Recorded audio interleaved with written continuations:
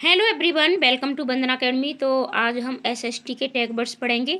CDP के आपको मिल चुके हैं, ईवीएस के भी टैग वर्ड्स आपको मिल चुके हैं, ठीक है। भाषा के भी टैग वर्ड्स आपको मिल चुके हैं, साथ ही साथ मैथ के टैग वर्ड्स हम पढ़ चुके हैं, ठीक है।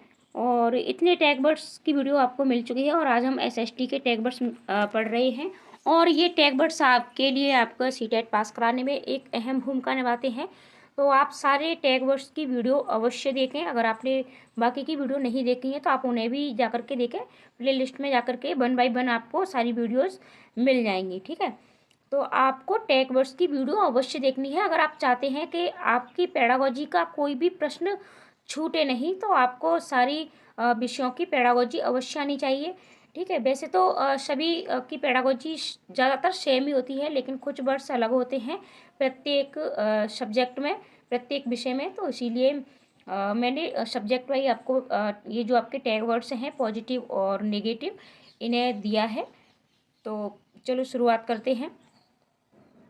यानी एसएसटी के लिए बात करते हैं। तो एसएसटी में आपको सबसे पहले हम पॉजिटिव पॉइंटों को देखते हैं। तो पॉजिटिव पॉइंटों में आपका है जैसे कि त्रुटियों को दूर करना, ठीक है। आपको बच्चे की त्रुटियों को दूर करना है। बाल केंद्रित शिक्षा कैसी होनी चाहिए आपकी? बाल केंद्रित होनी चाहिए। बच्चे को जिज्ञासु होना, ठीक है। बच्चा जिज्ञासु होकर के कोई भी चीज़ है तो उसको किस तरीके से सिखानी है? जिज्ञासु होना, यानी बच्चा जिज्ञासु होना चाहिए आपका। खोज करना, ये सारी चीज़ें आपके पॉजिटिव पॉइंट होते हैं। आप जब भी प्रैक्टिस लगाएं, ठीक है, मैंने ये बात आपको कई बार बता दी है कि आप जब प्रैक्टिस लगाते हो तो प्रैक्टिस लगाते समय आपको इन पॉइंटों को ढूंढना है, ठीक है। और ये पॉइंट आपके 4 ऑप्शनों में से किसी किसी में अवश्य दिए गए होते हैं। पॉजिटिव पूछा है तो पॉजिटिव के साथ जाइएगा, नेगेटिव पूछा है तो आपको नेगेटिव के साथ जाना है। और इस तरीके से यानी इन पॉजिटिव और नेगेटिव टैग वर्ड्स के साथ अगर आप प्रैक्टिस लगाते हो तो आपकी पेडागोजी पर 100% पकड़ बनती है। यानी बच्चों की त्रुटियों को दूर करना है, बाल केंद्रित होनी चाहिए, जिज्ञासु होना, खोज करना, सक्रिय। देखो बच्चा किस तरीके से सीखता है, सक्रिय होकर के सीखता है, निष्क्रिय आपका नहीं सीखता है, ठीक है, सक्रिय है। हस्तपरक गतिविधियाँ, जहाँ भी आपको हस्तपरक गतिविधियाँ मिल जाए तो ये आपका पॉजिटिव हो गया। करके सीखना, गतिविधि, ठीक है, ये गतिविधि की यानी गतिविधि अधिगम होना चाहिए।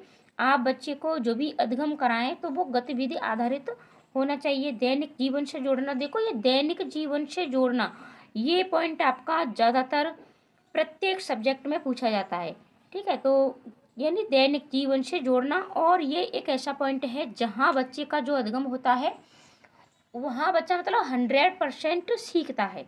आप कोई भी चीज़ है, कोई भी टॉपिक पढ़ा रहे हो, अगर आप उसके बच्चे के दैनिक जीवन से जोड़ करके पढ़ाओगे तो यानी 100% अधिगम होता है, बच्चा 100% सीखता है। जैसे कि आप बच्चे को प्रदूषण पढ़ाते हो, ठीक है। अब आप जल प्रदूषण पढ़ा रहे हो तो जल प्रदूषण के लिए आप बच्चे को जैसे कि नदियाँ नहीं दिखा सकते हो, लेकिन आप बच्चे को क्या दिखा सकते हो? आप बच्चे को नालियाँ दिखा सकते हो, ठीक है। आप बच्चे को नालियाँ दिखाइएगा, आप बच्चे को गंदा तालाब दिखा सकते हो, ये सारी चीज़ें। तो यहाँ बच्चा अच्छे से सीख जाता है कि जल प्रदूषण वास्तव में होता क्या है, ठीक है। तो इस तरीके से तो सबसे बेस्ट अधिगम आपका यही होता है। अगला प्रश्न है, सॉरी, अगला पॉइंट है आपका प्रोत्साहन प्रदान करना। आपको बच्चे को प्रोत्साहन देना है। समस्या के कारण का पता अवश्य लगाना है, ठीक है, समस्या के कारण का। और ये आपका निदानात्मक और उपचारात्मक, ठीक है, दो होते हैं। यानी निदान में क्या होता है? निदान में आपको समस्या का कारण पता लगाना होता है, उपचार में फिर उस पर आपको बच्चे को किस तरीके से उसको दूर किया जा सकता है, ठीक है। तो ये आपका उपचारात्मक में होता है। सृजनात्मक शिक्षा को बढ़ावा, ये भी आपका पॉजिटिव है।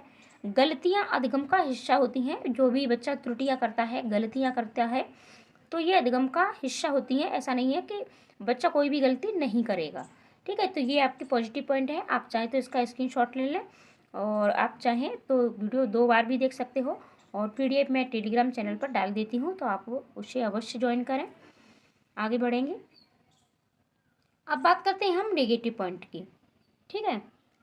तो नेगेटिव पॉइंट में आपके हैं जैसे कि निष्क्रिय शिक्षा, ठीक है। बच्चे को आपको निष्क्रिय शिक्षा नहीं देनी है, ग्रेडिंग नहीं देनी है, ठीक है। शिक्षा में आपको लैंगिक असमानता, ठीक है, आप लैंगिक असमानता के साथ नहीं जा सकते हो। आपको चाहे लड़का हो या लड़की हो, तो लैंगिक समानता ही होनी चाहिए। आपको व्याख्या नहीं देनी है, दंड भी नहीं देना है। दंड भी आप बच्चे को किसी भी सूरत में नहीं दे सकते हो। शिक्षक केंद्रित शिक्षा ये भी नहीं होती है, आपकी बाल केंद्रित शिक्षा होनी चाहिए।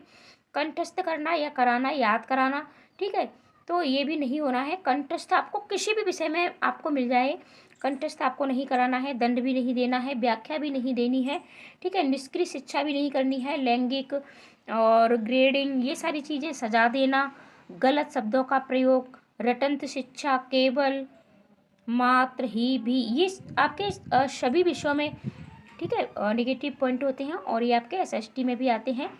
तो देखो छोटी छोटी वीडियो हैं, लेकिन ये बहुत ही आपके काम की वीडियो हैं। तो वीडियो को लाइक अवश्य कर दिया करें और शेयर भी कर दिया करें। और जितनी भी टैगवर्ड्स की वीडियो आपको दी जा चुकी हैं, तो आप उन्हें एक बार अवश्य देख लें, ठीक है, क्योंकि आप मान के चलिए कि आपके 75 नंबर आते हैं, ठीक है। किसके आते हैं? ये आपके पेडागोजी के आते हैं। और पेडागोजी आपकी इन्हीं टैग वर्ड्स पर आधारित होती है, पॉजिटिव नेगेटिव पर। और एक बार आपको ये अच्छे से आ जाते हैं, तो पेडागोजी में आप मान के चलिए कि आपके 75 नंबर आए, ठीक है। 70 में से आप 70 नंबर, यानी 75 में से 70 नंबर आप आसानी से ला सकते हो, क्योंकि इसमें कुछ भी पढ़ने की ज़रूरत नहीं होती है पेडागोजी में। पेडागोजी के प्रश्नों को आप जितना ज़्यादा प्रैक्टिस कर लेते हो, तो बस पेडागोजी आपकी वहाँ से ही एक बार आपके माइंड में फिट हो जाए, तो बस आपकी वहाँ से ही तैयार हो जाती है। तो 70 नंबर आसानी से ला सकते हो।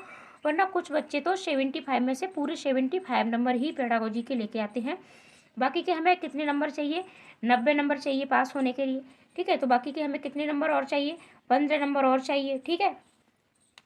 तो अब इसमें इतना मुश्किल नहीं होता है। तो पेडागोजी पर अपनी पकड़ बनाइए। नेगेटिव और ये जो टैग वर्ड्स हैं, जितने भी विषयों के हैं, इन सारे विषयों के टैग वर्ड्स आप देखिएगा। सारे विषयों के टैग वर्ड्स आपको दिए जा चुके हैं, और साथ ही साथ प्रैक्टिस लगाते रहिएगा। चैनल पर भी प्रैक्टिस कराई जा रही है। तो मिलते हैं अगली वीडियो में। आज के लिए इतना ही। धन्यवाद।